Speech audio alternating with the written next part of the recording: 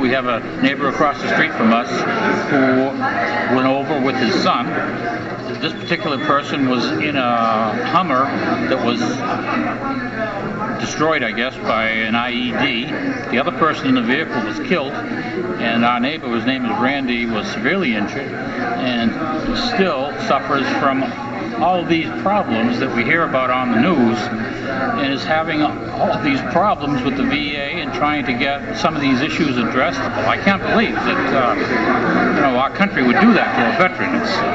He's a Purple Heart recipient.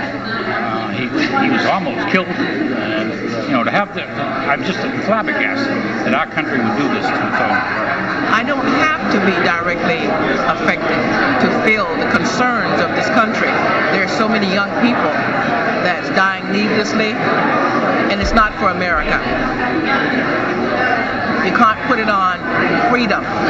It is my belief that our military power is our most precious resource because it involves our young men and women sacrificing themselves. We have the best fighting force on earth, and we should continue to have it.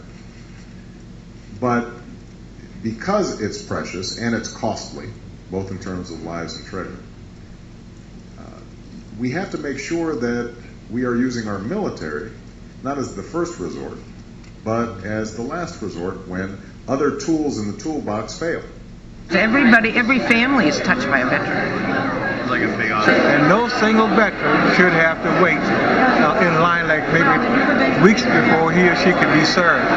No veteran in our country should ever have to live under a bridge because they're looking at physical problems. There's also a lot of mental problems involved with that. When he flew on a carrier, remember, and said mission accomplished, 5 years later, we still have our servicemen over there, and there's no end. I could see some justification for going into Afghanistan, but I feel like the Bush administration used the step into Afghanistan as an excuse to get into Iraq. I think it's been a terrible mistake, and I think we should end it as soon as we could. Now, I'm not against war, mind you, but it should be a just war, and I don't see this as being one. We do have genuine enemies and real threats, and there are security steps that we do have to take.